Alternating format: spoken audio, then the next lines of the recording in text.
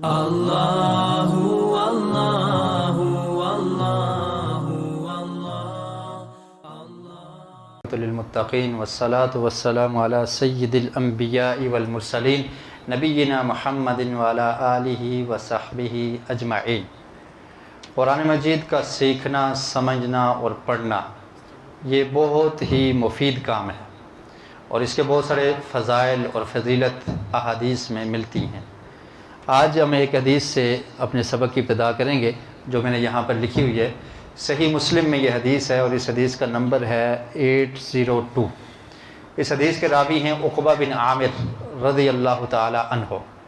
وہ بیان کرتے ہیں کہ ہم ایک دفعہ بیٹھے ہوئے تھے، خرج علینا رسول اللہ صلی اللہ علیہ وسلم ونحن فی الصفہ، کہ اللہ کے رسول صلی اللہ علیہ وسلم ہمارے پاس تشریف لائے اور ہم صفہ میں تھے۔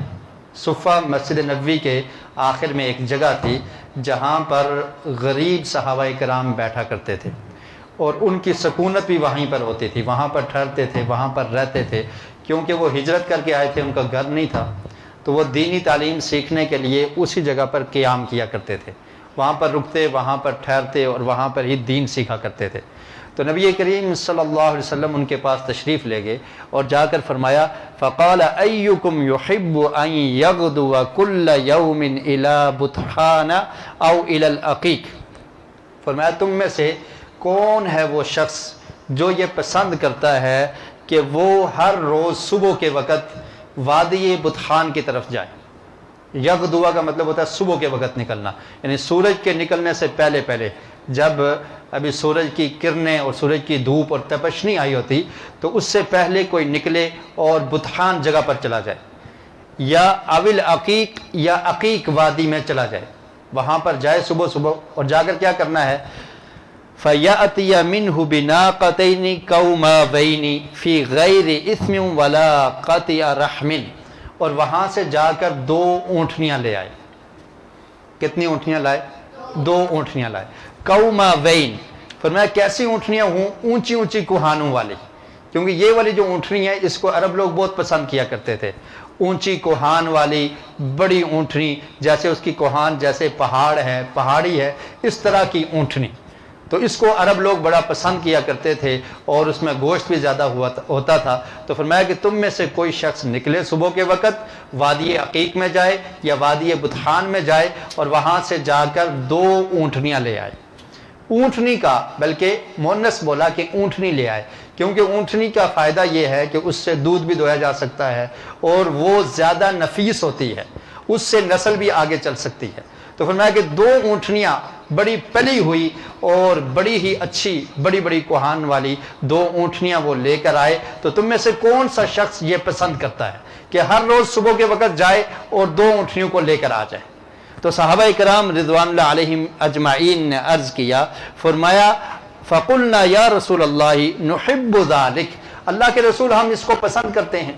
اور یہ وہ صحابہ کرام تھے کہ جن کے پاس کھانے کو کچھ نہیں تھا، غریب تھے، فقراء تھے، مساکین تھے، دینی تعلیم حاصل کرنے کے لیے صفہ کے چبوترے پر بیٹھا کرتے تھے، نہ ان کا گھر بار تھا، نہ ان کے پاس کھانے کو میسر ہوا کرتا تھا، اور نہ ہی ان کے پاس پورا لباس ہوا کرتا تھا۔ کسی کے پاس چادر ہے تو ازار نہیں ہے، کسی کے پاس ازار ہے تو چادر نہیں ہے۔ تو انسانی بشر کی یہ تمنا ہوتی ہے اور بشری یہ خواہش ہوتی ہے کہ میرے پاس بھی مال و متاع ہو۔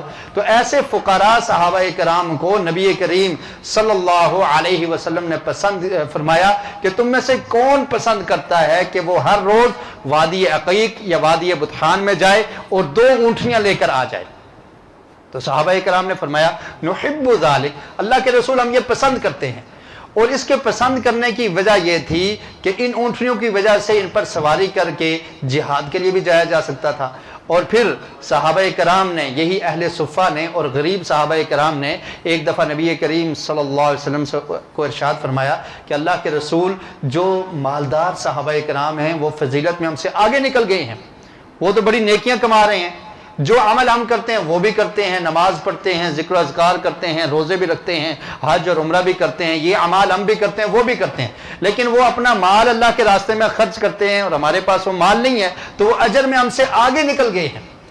تو اللہ کے رسول صلی اللہ علیہ وسلم نے ان کو ذکر سکھایا، جب وہ ذکر وہ کرنے لگے تو پھر انہوں نے کہا کہ اللہ کے رسول یہ ذکر جو آپ نے ہمیں سکھایا ہے یہ تو وہ مالدار صحابہ کرام بھی کر رہے ہیں.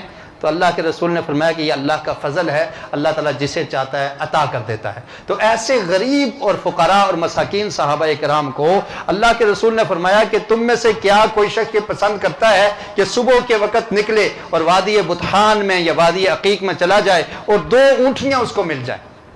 اور ان 2 اونٹنیوں کی قیمت کیا ہوتی تھی؟ آج کے دور میں بھی اگر آپ دیکھیں ان کی قیمت تو کتنی قیمت ہے؟ 30,000 ریال یا 35,000 ریال, 30 سے 40,000 ریال کے درمیان ایک اونٹنی کی قیمت ہے. تو اگر اس کو 35,000 آپ سمجھ لیں, 35,000 ریال ایک اونٹنی کی قیمت, اور جس کو یہ 2 اونٹنیاں مل جائیں 70,000 ریال کی قیمت اس کو مل جائے اور ہر روز ملے, صبح وہ جائے اور پھر وہاں سے یہ 2 اونٹنیاں لے کر آ جائے, تو یہ کتنی غنیمت کا سودا ہے, کتنا پروفٹ ہے اس میں, اور کتنا ہی اس میں اس کے لیے خوش بختی ہے, کتنا وہ مالدار بن جائے گا. تو صحابہ کرام نے کہا کہ اللہ کے رسول ہم تو یہ پسند کرتے ہیں کہ ایسا ہو جائے. تو اللہ کے رسول نے فرمایا افلا یغدو احدکم الی المسجد فیعلم او یقرأ آیتین من کتاب اللہ عز وجل خیر له من ناقتین. فرمایا کیا میں تمہیں ایک ایسی چیز نہ بتا دوں جو اس سے بھی بہتر ہے؟ وہ کیا ہے؟ فرمایا تم میں سے کوئی شخص صبح کے وقت مسجد کی طرف چلا جائے, صبح مسجد کی طرف چلا جائے, فیعلم, اور وہاں پر جا کر علم حاصل کرے. یعلم کا مطلب ہے سیکھے, قرآن کو پڑھے, او یقرأ یا پڑھے, آیتین 2 آیات, جا کر سیکھے. سیکھنے کا مطلب کیا ہے کہ اس کو پڑھ لے دیکھ کر, یا اس کو حفظ کر لے, اور یا اس کو سمجھ لے اور سمجھ کر اس کو یاد کر لے. تو یہ تمام مراتب ہیں. اور میں ان کو سیکھ لے یا ان 2 آیتوں کو پڑھ لے من کتاب اللہ عز وجل, اللہ تعالیٰ کی کتاب سے, تو کیا ہے؟ خیر له من ناقتین, تو اس کے لیے 2 اونٹنیوں سے زیادہ بہتر ہے. 2 اونٹنیوں کی قیمت کتنی تھی؟ 70,000 ریال. اور میں اس سے بہتر عمل بتاتا ہوں, وہ کیا ہے کہ تم مسجد میں جا کر 2 آیات کو پڑھ لو تو ان 2 اونٹنیوں سے زیادہ بہتر ہے تمہارے لیے. اور پھر فرمایا وَثَلَاثٌ خَيْرٌ لَهُ مِنْ ثَلَاثٍ, اور 3 آیات پڑھو گے تو 3 اونٹنیوں سے بہتر ہے. وَأَرْبَعٌ خَيْرٌ لَهُ مِنْ أَرْبَعٍ, اور اگر 4 آیات کو پڑھو گے تو 4 اونٹنیوں سے بہتر ہے. اور پھر اس کے بعد فرمایا وَمِنْ أَعْدَادِهِنَّ مِنَ الْإِبِلِ, اس طرح سے شمار کرتے چلے جاؤ, یعنی جتنی آیات پڑھو گے اتنا زیادہ تمہیں اجر اور فضیلت ملے گی. اور یہ اللہ کے رسول صلی اللہ علیہ وسلم نے صرف سمجھانے کے لیے ان کو یہ مثال دے کر سمجھائی, یعنی ذہنوں کو قریب کرنے کے لیے. اور یہ اس وقت کا عمدہ ترین مال تھا, اونٹنیوں کو پسند کرنا اور اونٹ کو پسند کرنا یہ عرب معاشرے میں پایا جاتا تھا, اور یہ بڑا عمدہ اور بڑا قیمتی جانور تھا. حتیٰ کہ آپ دیکھ لیں کہ اگر کسی کا قتل ہو جائے تو اس میں بھی اسی کو دیت مقرر کیا گیا کہ اگر کسی نے مار دیا تو اس کی دیت کتنی ہے؟ 100 اونٹ. اور پھر بسا اوقات عورتوں کو مہر بھی دیا جاتا تھا, یعنی ان اونٹنیوں کے مطابق قیمت مہر میں یا پھر یہ اونٹنیاں دے دی جاتی تھی. تو یہ بڑا نفیس مال تھا اور عرب کے لوگ اس کو بڑا پسند کیا کرتے تھے. تو اللہ کے رسول نے فرمایا کہ اگر تم 2 آیات کو پڑھ لیتے ہو, 2 آیات کو سیکھ لیتے ہو, تو یہ ان 2 اونٹنیوں سے زیادہ بہتر ہے. اور پھر آپ دیکھیے قرآن مجید کی کتنی آیات ہیں؟ 6,000 سے زیادہ ہیں, 6,200 اور 6,400 کا بھی قول ملتا ہے. بسم اللہ الرحمن الرحیم کو بھی شامل کر لیں تو اس طرح سے مختلف اقوال ہیں. لیکن اگر آپ صرف اتنا کر لیں کہ 6,200 آیات ہیں, ان کو آپ ضرب دیں 35 کے ساتھ, کتنا بنتا ہے؟ جی لگائیے حساب. 6,200 ملٹیپلائی کتنا کرنا ہے؟ 35,000. 35,000. ایک اونٹنی کی قیمت کتنی ہے؟ تقریباً 35,000 ہے نا, 35,000 ہے. تو 6,200 کو آپ ضرب دیں 35,000 کے ساتھ, کتنا بنے گا جی؟ 21 کروڑ. یعنی جو قرآن مجید کو پڑھ لیتا ہے تو اس کو کتنا اجر ملے گا؟ 21 کروڑ قیمت. یعنی یہ ریال سمجھ لیں, اتنے ریال اس کے پاس آ جائیں گے. تو یہ شخص امیر ہے یا نہیں امیر؟ یہ دنیا کا مال و متاع ہے, یہ دنیا کی قیمت ہے. یہ اللہ کے رسول صلی اللہ علیہ وسلم نے صرف سمجھانے کے لیے بتایا کہ یہ دنیا کا مال ہے. اس سے بہتر یہ تجارت ہے کہ قرآن کو پڑھنا, قرآن کو سیکھنا اور سکھانا, یہ بہترین تجارت ہے. اور یہ دنیا کے مال و متاع سے یہ 21 کروڑ سے زیادہ بہتر ہے کہ کوئی شخص قرآن مجید کی 6200 آیات کو سیکھ لیتا ہے، پڑھ لیتا ہے، تو وہ ملین ریال یا ڈالر سے زیادہ قیمتی علم اس کے پاس ہے جو اس نے سیکھا ہے۔ تو یہ جو آپ سیکھنے کے لیے آئے ہیں، اگر آپ ایک آیت پڑھتے ہیں تو آپ سمجھیے کہ آپ کی فضیلت کیا ہے۔ آپ اگر اس کو سیکھنے کی کوشش کرتے ہیں یا پڑھتے ہیں تو یہ کتنا اجر اور کتنا پروفٹ کا کام ہے کہ جتنا آپ ایک دن میں نہیں کما سکتے، ایک آیت مسجد میں آ کر پڑھ لیتے ہیں تو آپ کو اتنا اجر مل جاتا ہے۔ تو یہ صرف آپ کو بات سمجھانا تھی کہ یہ ہماری کلاس کا مقصد کیا ہے اور قرآن مجید کو پڑھنا اور سیکھنا اس کی فضیلت کیا ہے۔ اب ہم چلتے ہیں اپنے سبق کی طرف، اور قرآن مجید کو پڑھنے کا مقصد یہ ہے کہ انسان اس کو سمجھے۔ تو ہماری کلاس کا مقصد بھی یہ ہے کہ کم از کم ہمیں سمجھ آ جائے کہ قرآن ہم سے کیا تقاضا کرتا ہے، اس کا ترجمہ سمجھ آ جائے کہ ہم جب پڑھتے ہیں تو اس میں کیا پڑھتے ہیں۔ تو ترجمہ ہم کریں گے۔ اعوذ باللہ من الشیطان الرجیم، بسم اللہ الرحمن الرحیم۔ قل اعوذ برب الفلق۔ قل کا کیا مطلب ہے؟ کہو، کہہ دیجئے، ٹھیک ہے؟ یہ آرڈر ہے، حکم ہے کہ آپ کہہ دیں۔ اسی سے قالا، قالا کا مطلب ہوتا ہے اس نے کہا، یقول وہ کہتا ہے، اور قل کا مطلب کیا ہے؟ تم کہو۔ قل آپ کہہ دیں، کیا کہنا ہے؟ اعوذ، اعوذ کا مطلب کیا ہے؟ میں پناہ طلب کرتا ہوں، پناہ مانگتا ہوں۔ پناہ کس سے مانگی جاتی ہے یا پناہ کب لی جاتی ہے؟ جب انسان مظلوم ہو، لاچار ہو اور اس پر سختیاں آ جائیں، وہ اپنی حفاظت خود نہ کر سکتا ہو تو پھر کیا کرتا ہے؟ جنگوں میں آپ نے دیکھا نا، خندق کھود لی جاتی ہے، قلعے کے اندر لوگ گھس جاتے ہیں کہ کہیں دشمن ہم پر غالب نہ آ جائے، وہ قلعے کے اندر پناہ گزین ہو جاتے ہیں، پناہ لے لیتے ہیں قلعے کی۔ اور اسی طرح اگر انسان کو کوئی خطرہ ہو تو وہ کیا کرتا ہے؟ کسی بادشاہ کی پناہ میں آ جاتا ہے کہ یار مجھے بچا لو، میرا دشمن بڑا سخت ہے، وہ میرا پیچھا کر رہا ہے، مجھے تیری پناہ چاہیے۔ اور اسی طرح دنیا کے جو وسائل ہیں ان سے پناہ لینا یہ لی جا سکتی ہے۔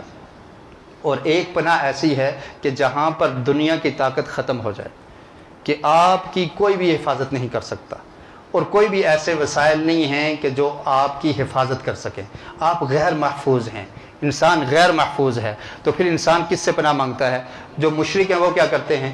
اپنی دیوتی سے اور کسی ولی سے، کسی پیر سے اور کسی بڑے سے اس کی پناہ میں آ جاتے ہیں، جنات کی پناہ میں آ جاتے ہیں کہ ہماری حفاظت کرو۔ لیکن اللہ رب العالمین نے یہ سکھایا کہ جب مسلمان نے پناہ مانگنی ہے تو وہ کائنات کا جو خالق اور مالک ہے اس سے پناہ مانگنی ہے کہ اللہ تعالیٰ تو ہی حفاظت کرنے والا ہے، میں تجھ سے پناہ مانگتا ہوں، تو مجھے اپنے حفظ و امان میں رکھ، میں تیری پناہ میں آتا ہوں۔ تو یہ مطلب ہے اعوذ، میں پناہ میں آتا ہوں برب الفلق، رب کی الفلق۔ فلق کس کو کہتے ہیں جی؟ کس کو کہتے ہیں؟ فلق آسمان کو نہیں، یہ تو اردو میں فلق کہتے ہیں آسمان کو، اور وہ فلق ہوتا ہے چھوٹی کاف کے ساتھ، وہ ایسے ہوتا ہے، یہ دیکھیں فلق، یہ فلق ہے، ٹھیک ہے، یہ موٹی کاف ہے، تو اس فلک کو اردو میں آسمان کہتے ہیں۔ اس فلک کا کیا مطلب ہے؟ صبح۔ کیا مطلب ہے؟ صبح۔ اس کے دو مطلب ہیں، ایک مطلب ہے صبح اور دوسرا مطلب ہے مخلوق۔ اصل میں فلک جو لفظ ہے اس کا مطلب ہوتا ہے پھاڑنا۔ فلک مفلوق سے ہے کہ پھاڑنا، تو صبح اس کو اس لیے کہتے ہیں کہ صبح جو ہے وہ رات کے اندھیرے کو پھاڑ کر تو طلوع ہوتی ہے، تو اس لیے کیا کہا جاتا ہے صبح کو؟ فلک۔ اور دوسرا مطلب اس کا یہ کیا گیا ہے، ابن عباس رضی اللہ تعالیٰ عنہما سے منقول ہے، وہ کہتے ہیں کہ فلک کا مطلب یہ ہے کہ کوئی بھی چیز جو پھاڑ کر نکلی ہے، جیسے زمین سے نباتات نکلتی ہیں اور اسی طرح جو تخلیق ہوتی ہے، پیدا ہوتی ہیں چیزیں، مادہ رحم سے نکلتی ہیں، تو یہ تمام کی تمام چیزیں جو انڈے سے پیدا ہوتے ہیں اور یہ تمام کی تمام چیزیں جو پھاڑ کر نکلی ہیں تو وہ مراد ہے۔ تو اس لحاظ سے معنی کیا ہوگا؟ مخلوق، یعنی جتنی بھی مخلوقات ہیں ان کے رب کی پناہ میں آتا ہوں۔ اور دوسرا مطلب کیا ہے کہ صبح کے رب کی میں پناہ میں آتا ہوں، اور وہ رب العالمین جو صبح کو طلوع کرتا ہے، جس نے رات کے اندھیرے کو پھاڑ دیا، رات کے اندھیرے کو ختم کر دیا اور صبح کے سورج کو طلوع کر دیا، تو وہ رب العالمین میری پریشانیوں کو بھی دور کر سکتا ہے، وہ اللہ تعالیٰ میرے غم کو بھی دور کر سکتا ہے، اور وہ اللہ رب العالمین میری حفاظت کر سکتا ہے کہ جس نے رات کے شر، رات کی شرارتوں کو ختم کر دیا صبح کو طلوع کر کے، تو وہ رب العالمین میری حفاظت کرنے پر بھی قادر ہے۔ اور دوسرا معنی یہ ہے کہ جو تمام مخلوقات کا رب ہے تو میں بھی اس کا ایک بندہ ہوں، تو میں اس کی پناہ میں آتا ہوں کہ اللہ رب العالمین میری حفاظت فرما دے۔ قل اعوذ برب الفلق، تو معنی کریں گے کہہ دیجئے اعوذ برب الفلق، میں پناہ میں آتا ہوں صبح کے رب کی یا مخلوق کے رب کی۔ جی اس کے بعد کیا ہے؟ من شر ما خلق، شر کس کو کہتے ہیں؟ اردو میں بھی یہ لفظ استعمال ہوتا ہے، شرارت، شر، برائی کو کیا کہتے ہیں؟ شر۔ تو فرام دا ایول، یعنی شر سے، جو بھی شرارت ہے، جو بھی شر ہے، من شر ما خلق، جو اس نے پیدا کیا، یعنی جو اللہ رب العالمین نے شر پیدا کیا ہے اس شر سے میں صبح کے رب کی پناہ میں آتا ہوں۔ من شر، اس شر سے، ما خلق، جو اس نے پیدا کیا۔ تو اس میں تمام شر آ گئے، جو بھی دنیا میں شرور پیدا ہوئے ہیں، شر پیدا ہوئے ہیں، وہ انسانوں میں ہوں، جنات میں ہوں، وہ حشرات میں ہوں، وہ درندوں میں ہوں، جانوروں میں ہوں، جتنے بھی شر ہیں، انسان کیا دعا کرتا ہے کہ اللہ تعالیٰ ان تمام شرور سے جن کو تو نے پیدا کیا ہے، میں تجھ سے حفاظت طلب کرتا ہوں کہ تو مجھے ان سے بچا لے، جتنے بھی شر ہیں۔ من شر ما خلق، جس کو بھی اس نے پیدا کیا۔ وَمِن شَرِّ غَاسِقٍ إِذَا وَقَبَ، وَمِن شَرِّ، اور شر سے، غاسقٍ، غاسق کس کو کہتے ہیں؟ جی کس کو؟ اندھیرے کو۔ غاسق کس کو کہتے ہیں؟ اندھیرے کو۔ اذا وقب، جب وہ چھا جائے۔ تو فرمایا کہ غاسق یعنی اندھیرے کے شر سے جب اندھیرا چھا جائے۔ اس کے بھی دو معنی ہیں، ایک غاسق کا مطلب ہے اندھیرا کرنے والا۔ سنن ترمذی میں ایک روایت ہے، نبی کریم صلی اللہ علیہ وسلم نے حضرت عائشہ رضی اللہ تعالی عنہا سے کہا استعیذی من شر ھذا، فرمایا کہ تم پناہ طلب کرو اس چاند کے شر سے، قمر، من شر ھذا القمر، اس چاند کے شر سے پناہ طلب کرو۔ یہ وہی ہے، هو الغاسق اذا وقب، یہ وہی ہے جس کے بارے میں قرآن نے اللہ نے کیا فرمایا؟ غاسق اذا وقب۔ وہ کیسے ہے؟ اس معنی کیا ہوگا کہ اندھیرا کرنے والا، کیونکہ چاند جب غروب ہو جاتا ہے تو کیا ہوتا ہے؟ اندھیرا ہو جاتا ہے۔ روشنی تھی تو کیا ہو گیا؟ اندھیرا ہو گیا۔ تو فرمایا کہ اندھیرا کرنے والے کے شر سے، کہ جب وہ اندھیرا کرتا ہے تو پھر شرارتیں پھیل جاتی ہیں، اور آپ دیکھیے کہ جب اندھیرا ہوتا ہے تو پھر کیا ہوتا ہے؟ شرارتیں زیادہ ہوتی ہیں۔ رات کے وقت قاتل لوگ، ڈاکو لوگ، زانی، اور اسی طرح حشرات الارض، ہمیں سانپ، بچھو، درندے، شیر، چیتا، یہ رات کو نکلتے ہیں، اور اسی طرح جنات بھی رات کو کیا ہوتا ہے؟ پھیل جاتے ہیں۔ تو فرمایا من شر غاسق، اس اندھیرے کے شر سے، اس میں جتنے بھی شر ہیں، اذا وقب، جب وہ اندھیرا چھا جائے، تو اس میں جتنے بھی شر ہیں اللہ رب العالمین میں ان شرارتوں سے تیری پناہ میں آتا ہوں۔ تو اس میں تمام وہ اندھیرے کے جو شر ہیں وہ آ جاتے ہیں۔ اور اصل میں آپ یہ دیکھیں کہ جب یہ کہہ دیا من شر ما خلق، کہ اللہ رب العالمین جو بھی شر تو نے پیدا کیا ہے اس سے میں تیری حفاظت میں آتا ہوں، تیری پناہ میں آتا ہوں، تو اس میں تو یہ سب چیزیں شامل ہو گئی تھی، لیکن اس کے باوجود کچھ شرارتوں کا، کچھ شر کا اللہ رب العالمین نے دوبارہ سے اسپیشل ذکر کیا، اندھیرے کا شر۔ اور اس کی خاص وجہ یہ ہے کہ جو جراثیم ہوتے ہیں بیماریوں کے، وہ بھی رات کے اندھیرے میں آتے ہیں، اور جب سورج طلوع ہوتا ہے، روشنی ہوتی ہے، تو وہ جراثیم غائب ہو جاتے ہیں۔ اور پھر ایک خاص وجہ اور بھی ہے کہ رات کا جب اندھیرا ہوتا ہے تو انسان اپنی حفاظت بھی نہیں کر سکتا، اندھیرا ہے، پتہ نہیں ہے، کہیں جا رہا ہے، سانپ آ گیا، بچھو آ گیا، اس کو نظر نہیں آ رہا، تو انسان ایسے وقت میں اپنی حفاظت بھی نہیں کر سکتا، کہ رات کا جو شر ہے اس سے حفاظت بھی ممکن نہیں ہے، بڑی مشکل ہے۔ تو اس لیے اس کا اسپیشل ذکر کر دیا کہ یہ زیادہ خطرناک چیز ہے، وَمِن شَرِّ غَاسِقٍ، اور رات کے وقت انسان کے اندر خوف بھی زیادہ ہوتا ہے، توہمات بھی زیادہ ہوتے ہیں۔ آپ رات کو کسی صحرا میں چلے جائیں، جنگل میں چلے جائیں، کہیں چلے جائیں، تو آپ کے ذہن میں کتنے خیالات آئیں گے، کبھی کہیں سے کوئی درندہ نہ نکل آئے، ابھی کوئی جن مجھ پر مسلط نہ ہو جائے، ابھی کوئی یہاں سے کوئی بلا نہ نکل آئے۔ تو اس طرح کے جو خوف اور ڈر یہ رات کے وقت زیادہ ہوتا ہے، تو اس لیے اس کا اسپیشل ذکر کر دیا وَمِن شَرِّ غَاسِقٍ، کہ اندھیرے کے شر سے، اذا وقب، جب وہ چھا جائے، جب رات پڑ جائے اور ٹھیک ٹھاک اندھیرا ہو جائے۔ وَمِن شَرِّ النَّفَّاثَاتِ فِي الْعُقَدِ، اور پھر کیا فرمایا؟ نفاثات. نفاثات کس کو کہتے ہیں؟ نفاثات. نفاثہ کی جمع ہے. نفاثہ کہتے ہیں پھونکیں مارنے والی. ٹھیک ہے، اس کی جمع کیا ہے؟ نفاثات. تو کیا مطلب ہوگا؟ پھونکیں مارنے والیاں.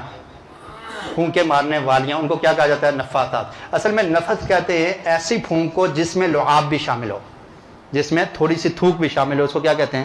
نفث. اس لیے دم کے لیے یہ لفظ استعمال ہوتا ہے نفث.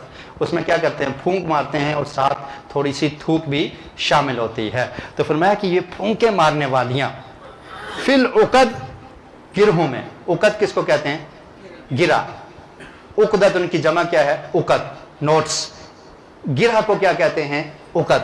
تو فرمایا کہ وَمِن شَرِّ النَّفَّاثَاتِ، پھونکیں مارنے والیاں، یعنی وہ عورتیں جو پھونکیں مارتی ہیں گرہوں میں، یا اس کا مطلب یہ ہے کہ وہ جماعتیں جو پھونکیں مارتی ہیں گرہوں میں، جادوگر ہوں یا جادوگرنیاں ہوں، وہ گرہوں میں ان کا کام کیا ہوتا ہے کہ وہ کیسے جادو کرتے ہیں؟ کسی کے بال لے لیے. عموماً جادوگر ایسے کرتے ہیں کہ وہ انسان کا ایسا ڈریس منگواتے ہیں جو انسان نے پہنا ہو. مثلا بنین منگوا لیں گے، یا کہیں گے کہ اس کے کچھ بال ہمیں دے دیں. جب وہ بال ان کو مل جاتے ہیں اور پھر کوئی رسی یا دھاگا لے کر اس پہ گرہ لگاتے ہیں اور ساتھ منتر پڑھتے رہتے ہیں. وہ جتنی گرہیں زیادہ ہوتی ہیں اسی طرح جادو سخت سے سخت ترین ہوتا چلا جاتا ہے. تو فرمایا کہ وہ جب پھونکیں ماریں گرہوں میں یعنی جادو کریں تو ان کے شر سے اللہ رب العالمین میں تیری حفاظت میں آتا ہوں، تو ہی بچانے والا ہے. کیونکہ یہ ایسا شر ہے کہ جس سے بچنا انسان کے بس میں نہیں ہے. جیسے رات کا شر جو اندھیرا ہوتا ہے انسان کے لیے ممکن نہیں ہے کہ اس سے بچ سکے، اللہ تعالیٰ یہ حفاظت کر سکتا ہے. اور جادو جس پر ہو جائے انسان سمجھتا ہے کوئی بیماری ہے، وہ علاج کرواتا رہتا ہے لیکن ٹھیک نہیں ہوتا، کیونکہ اسے پتہ نہیں ہے کس نے جادو کیا ہے اور کیسے ہوا ہے. تو فرمایا کہ اللہ رب العالمین تجھے تو پتہ ہے، تو جانتا ہے، تو ان جادوگروں کے شر سے میں تیری پناہ میں آتا ہوں، تجھ سے پناہ طلب کرتا ہوں کہ اللہ تعالیٰ تو میرا محافظ بن جا، میری حفاظت فرما دے. اور یہ اللہ سے حفاظت کرنے والی یہ دو جو صورتیں ہیں، سورہ فلق اور سورہ ناس، یہ بہترین صورتیں ہیں. اور اللہ رب العالمین نے ان صورتوں میں ہمیں یہ سکھا دیا کہ مسلمان کو جب بھی کوئی پریشانی ہو، جب بھی کوئی غم ہو، جب بھی کوئی ایسی مصیبت ہو، اللہ کی حفاظت میں آنا چاہے تو اللہ تعالیٰ کی ان صفات کا ذکر کر کے اللہ سے پناہ مانگ لے. اگلی آیت پڑھتے ہیں. وَمِن شَرِّ حَاسِدٍ إِذَا حَسَدَ. وَمِن شَرِّ، اور شر سے. حاسد کس کو کہتے ہیں؟ جی، حسد کرنے والا. حسد کی کیا تعریف ہے؟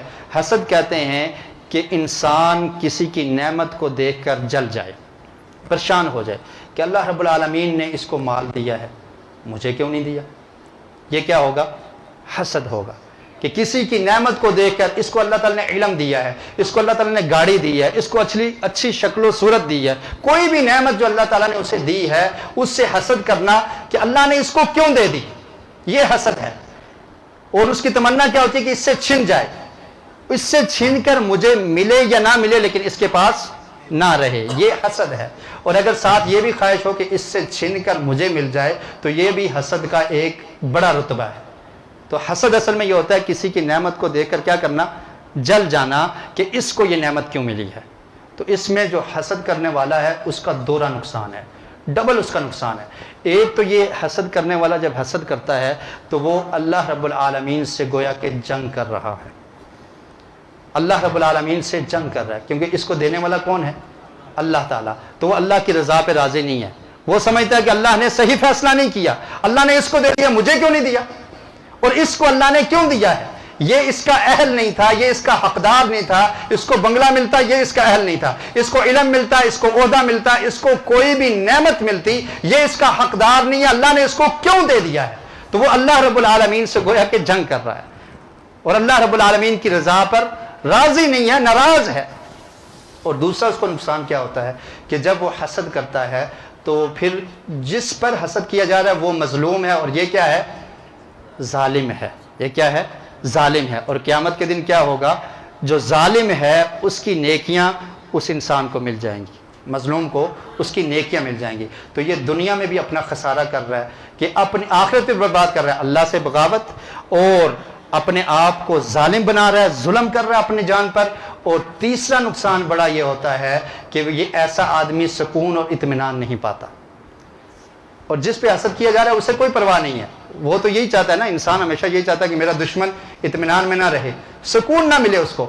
تو اس کو بھی سکون اور اطمینان نہیں مل رہا کہ یار اس کو یہ نعمت کیوں مل گئی ہے، اس سے پریشان ہے، کبھی اس کو سکون نہیں ملے گا، کبھی اس کو اطمینان نہیں ملے گا. اور اس کی یہ خواہش ہوگی کہ اس سے چھن جائے اور مجھے مل جائے، مجھے نہ بھی ملے تو کم از کم اس سے چھن جائے. تو اس کو اطمینان اور سکون نہیں ملے گا، ہمیشہ اسی طرح کرتا رہے گا. اور پھر آپ دیکھیں کہ آسمان میں سب سے پہلے حسد کس نے کیا؟ شیطان نے حسد کیا. کیا کہا؟ کہ آدم علیہ السلام سے میں بہتر ہوں، آدم کو سجدہ کیا جائے ایسا نہیں ہو سکتا. اللہ تعالیٰ نے تو نے اس کو مٹی سے پیدا کیا، مجھے آگ سے پیدا کیا ہے، تو میں افضل ہوں، اس کو یہ نعمت نہیں ملنی چاہیے، یہ خلیفہ نہیں بن سکتا. تو اس نے حسد کیا. اللہ تعالیٰ نے اس کو کیا کہا؟ تو مردود ہے، میری رحمت سے دور ہے. اور دنیا میں سب سے پہلے حسد کس نے کیا؟ انسان نے. آدم علیہ السلام کی دو بیٹوں نے، حابیل اور قابیل. جب ایک نے قربانی دی، اس کی قربانی کو اللہ نے قبول کر لیا، تو اس نے کیا کہا؟ اس کی قربانی کیوں قبول ہوئی؟ اور پھر یوسف علیہ السلام کے بھائیوں نے حسد کیا یوسف علیہ السلام سے، اپنے والد پر، کہ ہمارا والد اس سے کیوں پیار کرتا ہے، اس سے کیوں محبت کرتا ہے. اور حسد کی وجہ سے یوسف علیہ السلام کو کنویں میں پھینک دیا. اور پھر آپ دیکھیں کہ یہودیوں نے حسد کیا. نبی کریم صلی اللہ علیہ وسلم سے کہا کہ اللہ رب العالمین نے آقا علیہ السلام کو کیوں نبوت دے دی؟ نبوت کا سلسلہ یہ ہمارے پاس تھا، ہماری نسل میں چل رہا تھا، ہم ایمان نہیں لائیں گے، ہم نہیں مانیں گے. کیوں؟ کہ آقا علیہ السلام کو، پیارے رسول نبی اکرم صلی اللہ علیہ وسلم کو نبی کیوں بنا دیا گیا ہے؟ تو فرمایا من شر حاسد، حسد کرنے والے کے شر سے. اور جو حسد کرنے والا ہے اس کا پتہ نہیں چلتا، اس لیے یہ شر بھی بڑا ہی خطرناک ہے کہ وہ کب حسد کرتا ہے پتہ نہیں چلتا. اور اس کے ساتھ کیا فرمایا؟ اذا حسد، جب وہ حسد کرے. یہ خاص کیوں کر دیا کہ حسد کرنے والا جب وہ حسد کرے؟ اصل میں حسد کرنے والے کا نقصان اسی وقت ہوتا ہے جب وہ حسد کرتا ہے. اگر کوئی شخص، اس کے ذہن میں یہ آتا ہے کہ یہ فلاں آدمی کو یہ چیز مل گئی ہے اور یہ چیز اسے نہیں ملنی چاہیے، اور پھر وہ اپنے دماغ سے یہ بات نکال دیتا ہے، تو پھر وہ کیا؟ وہ حاسد نہیں ہے. لیکن اگر اس چیز کو اپنے ذہن میں رکھ کر حسد کرنا شروع کر دیتا ہے، یہ پلاننگ کرتا ہے کہ اس سے یہ چیز ختم ہو جائے، اس کو نہ ملے، اس کے لیے عمل کرتا ہے، کوشش کرتا ہے، اپنی زبان کو استعمال کرتا ہے، تو اس وقت پھر اس کا نقصان ہوتا ہے. تو فرمایا کہ حسد کرنے والے کے شر سے جب وہ حسد کرے. اور اب صرف آخر میں آپ کو یہ میں بتانا چاہوں گا کہ حسد کا علاج کیا ہے. ٹھیک ہے، حسد کا علاج کیا ہے، کیسے آپ اس کا علاج کر سکتے ہیں؟ بڑا آسان سا طریقہ ہے.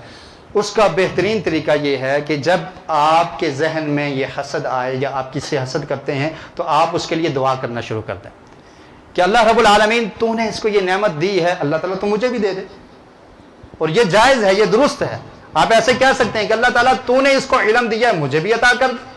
اس کے لیے دعا کریں، آپ کے دل سے حسد ختم ہو جائے گا. اور دوسرا طریقہ یہ ہے کہ اس کی تعریف کرنا شروع کر دیں کہ یار یہ میرا بھائی، اللہ نے اس کو بڑا مال دیا ہے، اور مجلس میں، محفل میں اس کی تعریف شروع کر دیں.